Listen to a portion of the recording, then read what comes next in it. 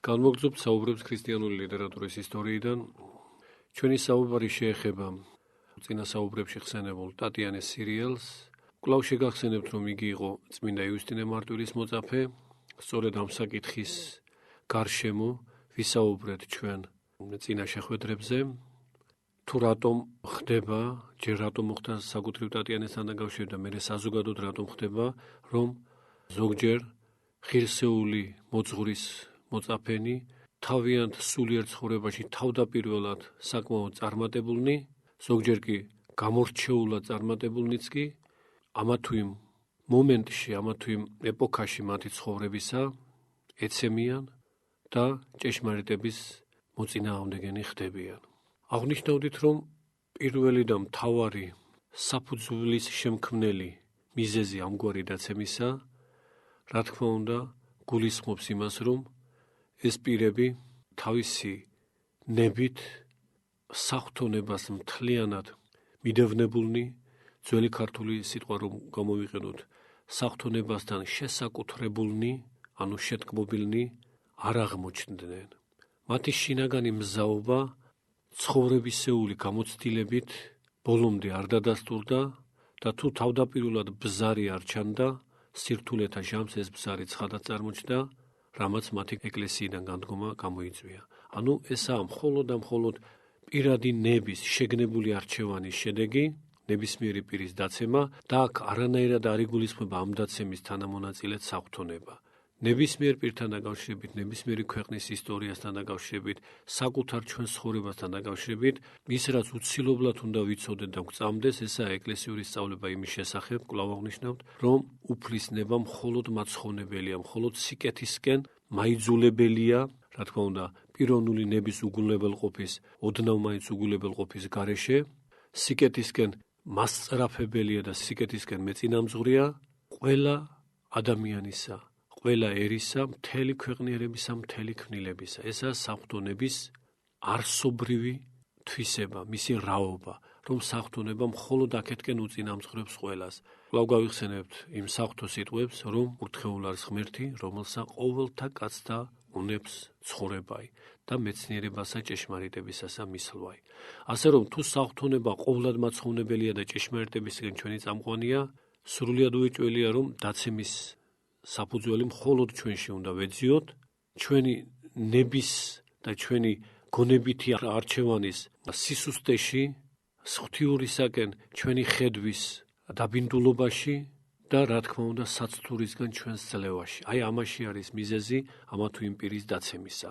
საცთური რა თქმა უნდა არ გულისხმობს მხოლოდ მატერიალურ საცთურს, ეს იქნება რაღაც ნივთიერი შემოთავაზება, რამაც ადამიანი შეიძლება დააბრკოლოს, თქვათ, ნაყროვანების სახით, სიძვის სახით, ისეთი მისწრაფებანიც, რაც ასევე უკავშირდება მატერიალურ სამყაროს, თქვათ, ძალაუფლების სახით და ასე შემდეგ, ეს ყველაფერი, რა თქმა უნდა, ადამიანს ძალიან აბრკოლებს, მაგრამ დაცემის საფუძველი შეიძლება ჩვენ ხშირად ვნახოთ ისეთ პირებში, რომლებიც მკაცრ მარხვასაც ინახავენ, ამას სოფლისგან მთლიანად განდგომილნი არიან და მაინც ეცემიან გარკვეულ მომენტში მათი ცხოვრებისა. საერთოდ ეს კანონი, რაც დაცემას უკავშირდება, როგორც ნებისმიერი სხვა კანონი, ყველა შემთხვევაში და ყველა მოვლენასთან დაკავშირებით ერთი და იგივეა. დაცემის კანონი, როგორც დასაბამიდან ყოფილა, ყველა ჩვენთაგანის ცხოვრებაში კვლავ და კვლავ მეორდება და ეს გახლავთ მხოლოდ და მხოლოდ ამპარტავნება. ამპარტავნება ნებისმიერ ჟამს სიმაღლიდან, რაც უფრო დაწინაურებულია, მით უფრო ძლიერად ამა თუ იმ მოაზროვნე ქმნილების ქვედამცემი, დამაქვეითებელი, ასე იყო თავდაპირველად ზეციურ სამყაროში, ასე იყო თავდაპირველად სამოთხეში, ასეა კაცობრიობის ისტორიაში ჟამითი ჟამად, ასეა ყველა ადამიანის პირად ცხოვრებაში.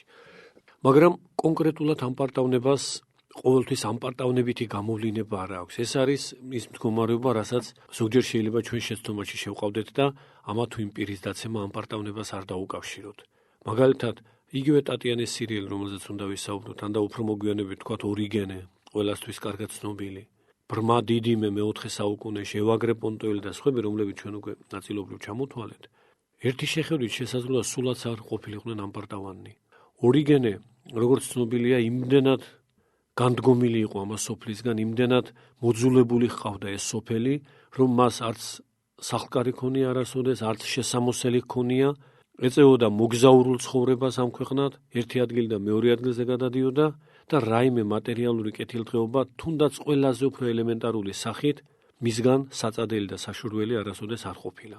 ვერც იმას ვიტყვით, რომ იგი ამპარტავნებას ავლენდა, რადგანაც მას დამოწაფებული ჰყავდა დიდი სიმრავლე ქრისტიანებისა, რომლებიც ეთაყვანებოდნენ, ქებადიდებას ასხამდნენ მის სხვადასხვა პედაგოგიურ თვისებას და ამ პედაგოგიური თვისებების ასე წარმატებულად გამომავლენელი პიროვნება ჩვენი შეხედვით, ესე გარეგანი ხედვით, რა თქმა უნდა, ამპარტავნად არ მოგვეჩვენებოდა.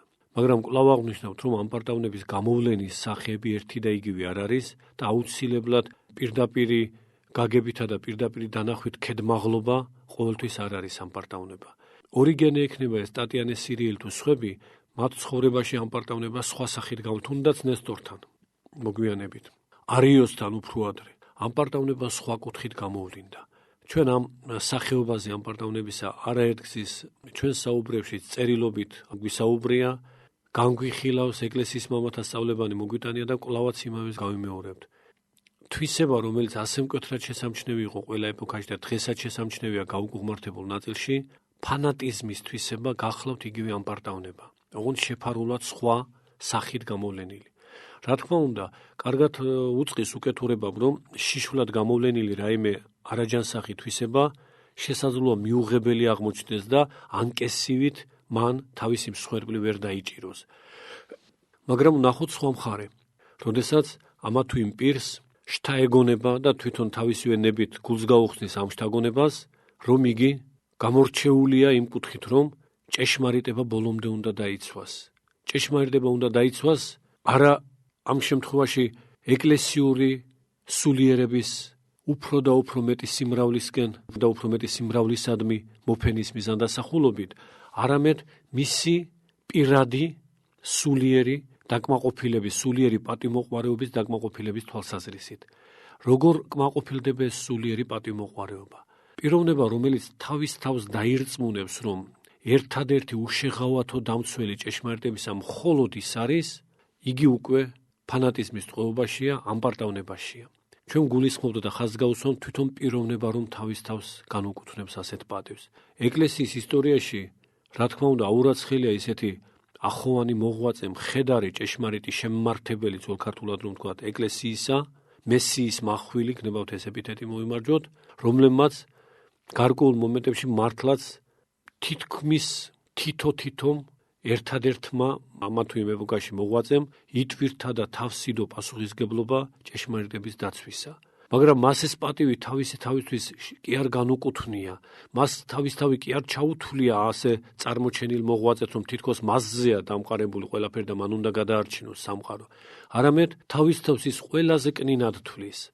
ბუნებრივად თვლის, არა განზრახთამდაბლობით, რაც გაცილებით მეტი ამპარტავნება, არამედ ბუნებრივად თვლის თავის თავს ყველაზე კნინად, ამიტომ გარკვეული პასუხისგებლობა, რომელიც მას განეკუთვნება, ეს მისთვის იმდენად საფრთხილოა, იმდენად ძნელად სატვირთველია, რომ გაურბის მას, ცდილობს რომ გაექცეს და რამდენადაც ამის საშუალება არ არსებობს და ის სულიერ מחვილს ხელთ იპყრობს და ჭეშმარიტების დაცვის სამსახურში დგება, რა თქმა უნდა, ნაყოფი უაღრესად კეთილი, არასოდეს ასეთი პირისგან საკუთარ თავს არ განეკუთვნება.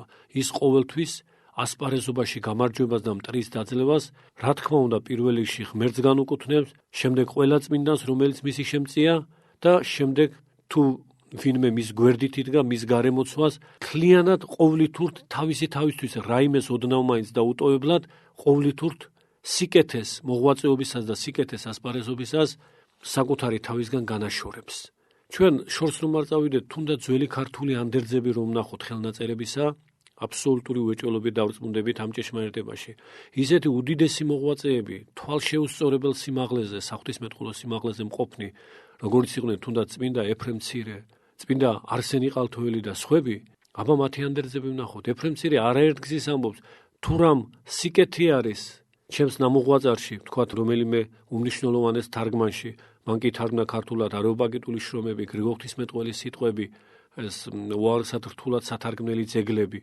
ასკეტიკონი, ეფრემ ასურის და სხვა აურაცხელია რიცხვი ეფრემ ცირისეული თარგმანებისა, ჰაგიოგრაფიული საკითხავების მთელი წყება და ასე შემდეგ და როგორც ბოლო დროს ირკვევა მას კურთხევითი ხასიათის ტექსტებიც უთარგმნია, ჰიმნოგრაფიული და ასე შემდეგ.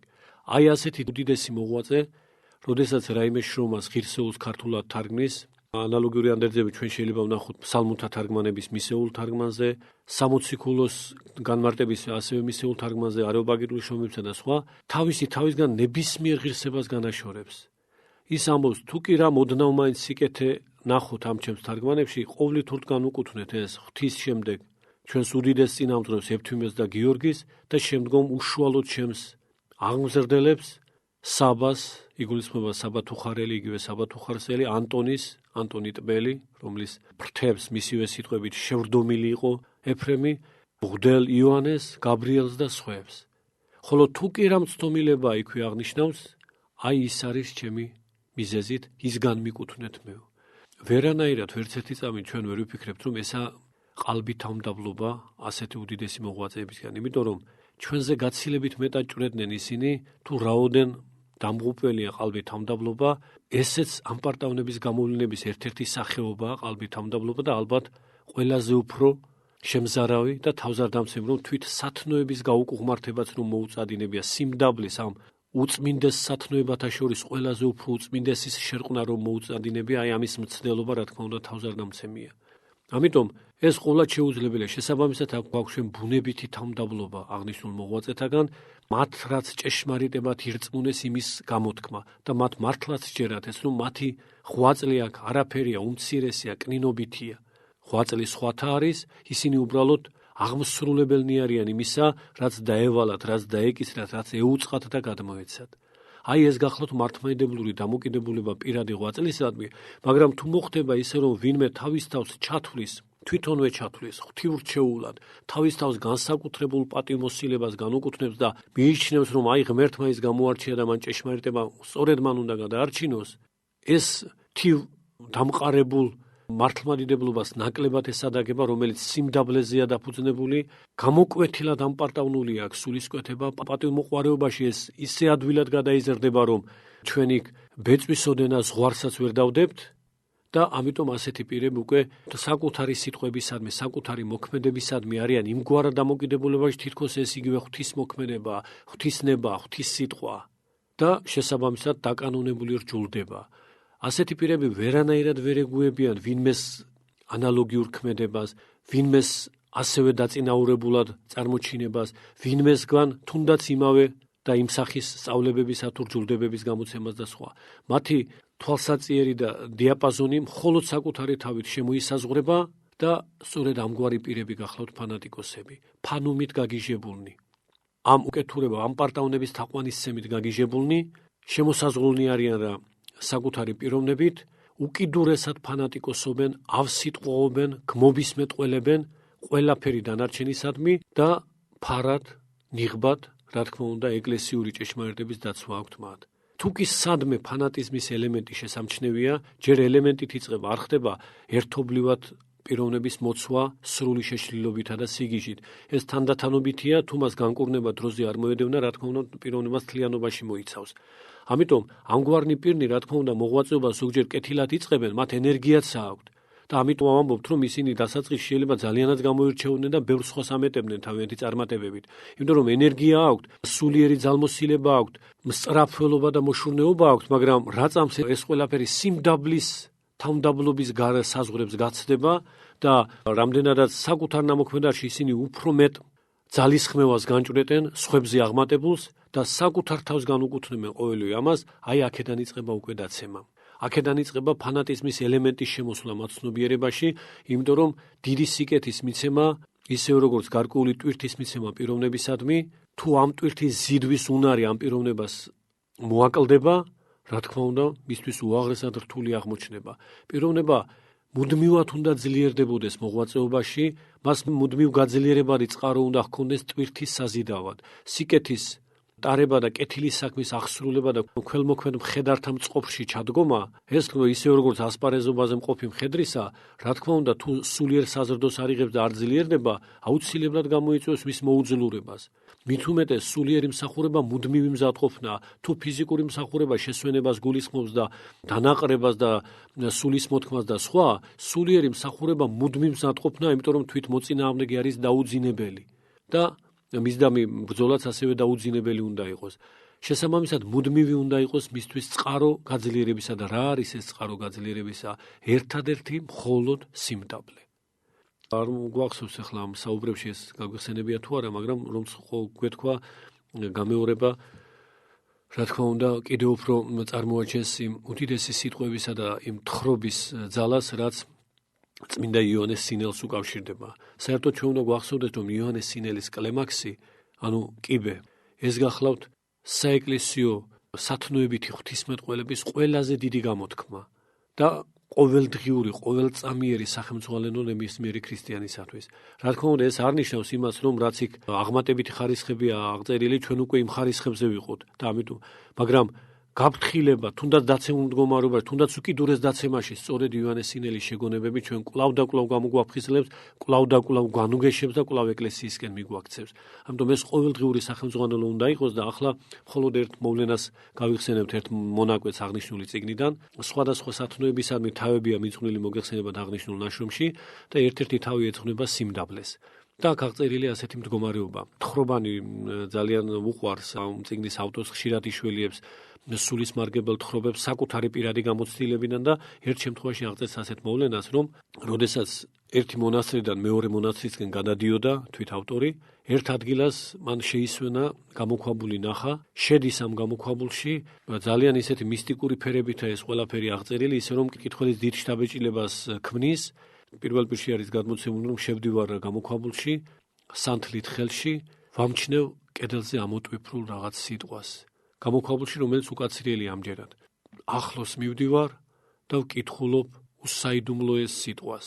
და რა თქმა უნდა, ნებისმიერი მკითხველი დაახლოებით ისეთი მოლოდინით არის უკვე აღჭურვილი, რომ აქ რაღაცა სასწაულებრივი, მაგიური, თავზარდამცემი, გამოუცნობი, უდიდესი რაღაც ცოდნის შემცველი თუ სხვა ესე ყოფითი გაგებით, არა ოღონდ მართლმადიდებლური გაგებით, აი ასეთი იმით შეხედავს პირველად.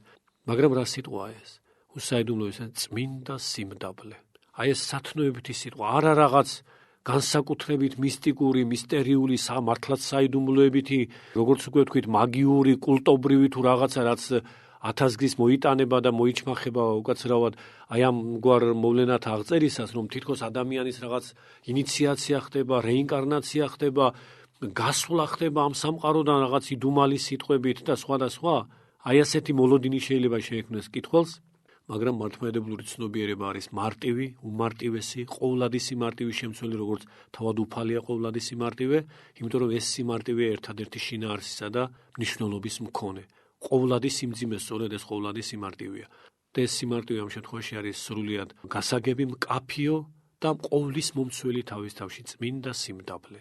და იქვე დასძენს ეს დიდი მოღვაწე, რომ თუ კი ერთადერთი მხოლოდ ამპარტავნება გახდა ზეციდან ანგელოზის დამცემი, სხვა არაფერს არ დაუცი ანგელოზი, არავითარი სხვა უკეთურება მასთან, მასში, მის გარშემო არ არსებობდა, ერთადერთი ამპარტავნება, რომელიც პიროვნული არჩევანით აღმოცენდა მასში, სწორედ მის გამო, რომ თავის თავს განუკუთვნა ღირსებანი, რაც ღვთისგან ჰქონდა ნაბოძები და იმ პატივისა და იმ სინათლისა და იმ გამორჩეულობის ღირსად მანვე თვითონ თავისთავი დასახა, თუმცა ეს ღვთივბოძებული საჩუქარი იყო.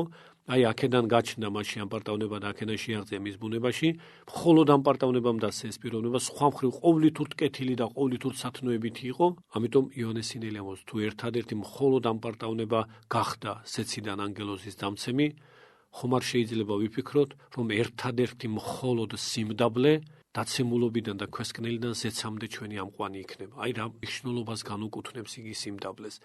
ეს სიმდაბლე არის სწორედ ის მარადიულად მასაზრდოებელი და გამაძლიერებელი ძალა, რაც სულიერ ასპარეზობაში ჩამდგარ და წყობში მყოფ მხედარს ნივთიერი საზრდელისებრ აუცილებლად ძალას უნდა ხმატებდეს. რაწამს ეს საზრდო მოაკლდება ასპარეზობაში წარმატებულ პიროვნებას, რა თქმა უნდა, ამპარტავნების გესლი და სენი დაეუფლება და იგი უფრო მეტადაა გაუღმართებული და უფრო მეტად დაცემული ხდება, ვიდრე საერთოდ ასპარეზობაში არ შესული პიროვნება. იმიტომ რომ ვისაც მართლაც არაფერი არ გაუკეთებია, მას კიდევ უფრო ნაკლები საცდური აქვს ამპარტავნებისა, იმიტომ რომ თუ ოდნავ გონება აქვს და მართლაც სიშლეგი არ დამართია, იცის რომ მას არაფერი ისეთი არ გაუკეთებია და ამ პარტავნება ისე ძლიერად მას ვარ შეიპყროს, მაგრამ ვინც მართლაც იღვაწა, მართლაც ნაყოფი საჩინოა, თვალსაჩინოა და სახილველია, აი ასეთ პირთაგან ამ პარტავნების ბადეში მოქცევა გაცილებით უფრო ადვილია და ცნობილია ეს სწავლება, რომ რაც უფრო წარმატებაში შედის ადამიანი, მის წინააღმდეგ უფრო და უფრო ძლიერდება უკეთურების ბრძოლა. რატომ ხდება ეს ასე? ეს ხდება იმიტომ, რომ ადამიანი, რომელიც წარმატებაში შედის, სწორედ ამ პარტავნების საფრთხის წინაშე, რაც უფრო მეტად შედის წარმატებაში, მეტად დგება ამ პარტავნების საფრთხის წინაშე და მარადიულად მკვებავი სიმდაბლე მას თუ ამ გზაზე არ ახლავს, რა თქმა უნდა, ვერასოდეს ვერ გადარჩება იმ საფრთხისგან, რასაც ამ პარტავნება უქმნის. და ამ პარტავნების აი ამ შემთხვევაში, კონკრეტულ შემთხვევაში, რაზეც ჩვენ ვსაუბრობთ, გამოვლენა სწორედ ეს გახლავთ მისთვის, რომ მან საკუთარ თავში გააცნობიერა გარკვეული წარმატებანი, მონაცემები, საეკლესიო განსწავლობა, გარეშე ეკლესიური სიბრძნისფლობა, ყოვლითურთ სათნოებებში ყოფნა, ესე იგი მარხვის დამცველობა, მლოცველობა, ყველა სიკეთე თავის თავში გააცნობიერა და რა თქმა უნდა, თანდათანობით მან შეიძლება თუ სწორედ ამ შემთხვევაში საკვები მოაკლდება სიმდაბლისა, ჩათვალოს, რომ ის ყველაზე გამორჩეულია მეტავზე. ყველაზე უფრო ახოვანი მხედარია ჭეშმარიტებისათვის ბრძოლაში. ეს ყველა, რა თქმა უნდა, ის ღვთიურობას საკუთარი თავისგან არ გამორიცხავს, მაგრამ ღვთიურობასაც საკუთარი თავისთვის იყენებს, რომ ღვთივმადლმოსილი სწორედ ის გამოჩნდა, მაგრამ რატომ სწორედ ის? იმიტომ რომ მან ეს დაიმსახურა. ესე იგი, ღვთისგან მადლმოსილობას, რა თქმა უნდა, ასეთი ადამიანი არ უარყოფს, პირიქით. ამას უფრო მეტად ხაზს უსვამს, რომ მისი გამორჩეულობა კიდევ უფრო წარმოჩნდეს. ღმერთმა რომ სწორედ ის გამოარჩია სხვათაგან მისი აღმატებულების ყველაზე საუკეთესო დასტურად მას ეს ესახება. აი ასეთი პირი, როგორც უკვე ვთქვით, უკვე თავის თავს ამგვარად წარმოსახავს რა, ფანატიზმის ელემენტით ხდება პრობილი და ფანატიზმის ელემენტი, როგორც სიბრმავის გამომწვევი, უკვე გულისხმობს იმას, რომ ჯერ ერთ ნაწილს შეებრძოლება ის ფანატიკურად და აბსოლუტური უარყოფით, მაგრამ ეს შემდეგ ტოტალური ხდება.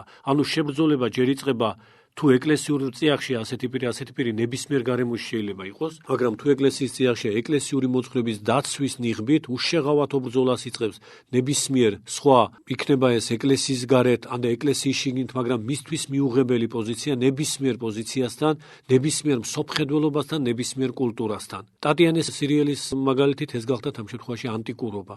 და აბსოლუტური უშეღავათობა გულისხმობს იმას, რომ თუ კი რამ ღირსეულია, თუ კი რამ ოდნავ მაინც მისაღებია ეს ყველაფერი იმ უკეთურებასთან ერთად უნდა უარყოფილი იქნეს, უნდა განიდევნოს, უნდა დაიქმოს. აი ეს გახლავთ ფანატიკური დამოკიდებულება და ასეთი თვისება ფანატიზმისა ერთი მხრით არ ბოლოვდება, გამცობადია და ბოლოს საკუთრივ იმ საეკლესიო მოძღვრებაზეც გადაიტანება. იმიტომ რომ პიროვნება უკვე აღარ კმაყოფილდება საკუთრივ არაეკლესიურის უარყოფით, ამგვარმა ბრძოლამ ეკლესიის შიგნით შეძინა ავტორიტეტი, მაგრამ ეს მისთვის დამაკმაყოფილებელი არა, ამ შიგნით მყოფ პირთაგანაც გამორჩევა, უკვე ეს მეორე ეტაპი, ამათგანაც სურს გამორჩევა, მათაც არ უთანაბრებს თავს და შესაბამისად მათაც უპირისპირდება. და ასეთი პირი ყოველთვის ბოლოს აუცილებლად მარტო რჩება, პიროვნულად მარტო რჩება, შესაძლოა მიმდევართა დიდი ლაშქარი გაიჩინოს, მაგრამ ეს მიმდევარნი არ გახლავთ, ესაა მისდამი დამონებულნი. მხოლოდ ასეთ პირს ითავსებს ის თავის გვერდით, რომელიც მთლიანად ემონება მას, მთლიანად ეთაყვანება, მთლიანად მოხიბლულია მისგან. და რა თქმა უნდა, საკუთარ თავსაც წარწმებს და იმათაც წარწმებს. აი ამგვარი საფუძველი დაცემისა, ეროვნული ნებით, სიმდაბლის დატევება და ამ პარტავნების როგორც ფანატიზმის საკუთარ თავში დაუნჯება და მოხვეჭა, ეს იგივეა, რაც საწამლავის საკუთარ თავში დაუნჯება და მოხვეჭა, რაც აუცილებლად იწვევს პიროვნების დაცემას. ჩვენ დროებით აქ შევჩერდებით და შემდგომ საუბარში ამავე საკითხზე კვლავ განვაგრძობთ. მშელობას გმადლობთ ყურადღებისათვის.